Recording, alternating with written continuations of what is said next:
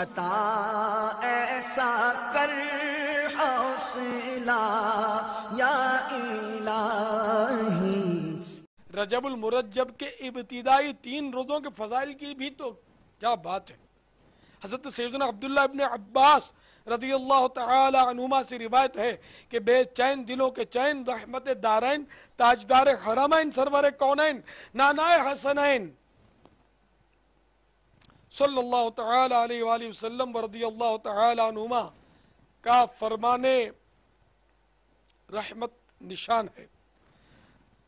رجب کے پہلے دن کا روزہ 3 سال کا کفارہ ہے، اور دوسرے دن کا روزہ 2 سالوں کا، اور تیسرے دن کا 1 سال کا کفارہ ہے۔ پھر ہر دن کا روزہ 1 ماہ کا کفارہ ہے۔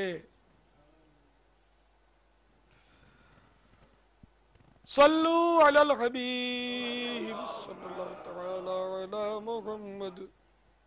سبحان اللہ، نفلی روزوں کی بھی کیا خوب بہاریں ہیں۔ اس ضمن میں 2 احادیث مبارکہ ملاحظہ فرمائیے۔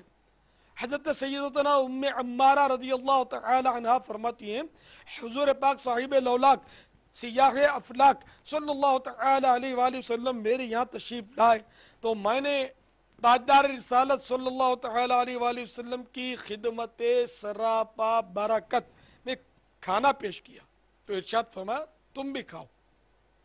میں نے عرض کی میں روزے سے ہوں، تو رحمت عالم صلی اللہ تعالی علیہ وآلہ وسلم نے فرمایا جب تک روزہ دار کے سامنے کھانا کھایا جاتا ہے فرشتے اس روزہ دار کے لیے دعائیں مغفرت کرتے رہتے ہیں۔ صلو علی الحبیب صلی اللہ تعالی علی محمد۔ ایک اور حدیث شریف بھی سنیے اور جھومیے۔ حضرت سیدنا بلال رضی اللہ تعالی عنہ محبوب رب ذوالجلال صاحب خوش خصال صاحب شیریں مقال صلی اللہ تعالی علیہ وآلہ وسلم کی خدمت سراپا عظمت میں حاضر ہوئے۔ اس وقت حضور پرنور شاف یوم النشور صلی اللہ تعالی علیہ وآلہ وسلم ناشتہ فرما رہے تھے۔ فرمایا اے بلال ناشتہ کر لو۔ عرض کی یا رسول اللہ عز و جل و صلی اللہ علیہ وسلم میں روزے سے ہوں۔ تو اللہ کے پیارے محبوب صلی اللہ تعالی علیہ وآلہ وسلم نے ارشاد فرمایا ہم اپنی روزی کھا رہے ہیں اور بلال کا رزق جنت میں بڑھ رہا ہے۔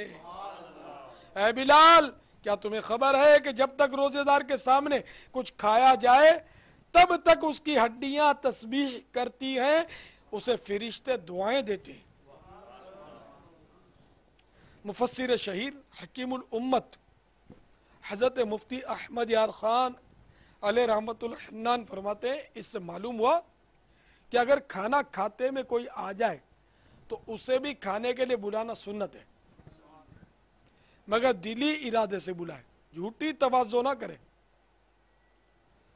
اور آنے والا بھی جھوٹ بول کر یہ نہ کہے کہ مجھے خواہش نہیں، تاکہ بھوک اور جھوٹ کا اجتماع نہ ہو جائے، بلکہ اگر نہ کھانا چاہے یا کھانا کم دیکھے تو کہہ دے بارک اللہ، یعنی اللہ عز و جل برکت دے۔ یہ بھی معلوم ہوا کہ سرور کائنات شاہ موجودات صلی اللہ تعالی علیہ وآلہ وسلم سے اپنی عبادات نہیں چھپانی چاہیے بلکہ ظاہر کر دی جائے، تاکہ حضور مفیض النور صلی اللہ تعالی علیہ وآلہ وسلم اس پر گواہ بن جائے۔ یہ اظہار ریا نہیں۔ حضرت سیدنا بلال رضی اللہ تعالیٰ عنہ کے روزے کا سن کر جو کچھ فرمایا گیا اس کی شرح یہ ہے، یعنی آج کی روزی ہم تو اپنی یہیں کھائے لیتے ہیں اور حضرت سیدنا بلال رضی اللہ تعالیٰ عنہ اس کے عوض جنت میں کھائیں گے۔ وہ عوض یعنی بدلہ اس سے بہتر بھی ہوگا اور زیادہ بھی۔ حدیث بالکل اپنے ظاہری معنی پر ہے، واقعی اس وقت روزہ دار کی ہڈیاں اور جوڑ بلکہ رگ رگ تسبیح یعنی اللہ عز و جل کی پاکی بیان کرتی ہے، جس کا روزہ دار کو پتہ نہیں ہوتا، مگر سرکار صلی اللہ تعالی علیہ وآلہ وسلم سنتے ہیں۔ یہ تسبیح اگرچہ بغیر اختیار ہے، مگر اس پر ثواب بے شمار. جب سبزے کی تسبیح سے میت کو فائدہ پہنچ جاتا ہے تو ان ہڈیوں کی تسبیح سے خود روزہ دار بلکہ اس کے پاس بیٹھنے والوں کو بھی ثواب ملے گا. صلو علی الحبیب صلی اللہ تعالی علی محمد. مجھے اپنی اور ساری دنیا کے لوگوں کی اصلاح کی کوشش کرنی ہے انشاءاللہ.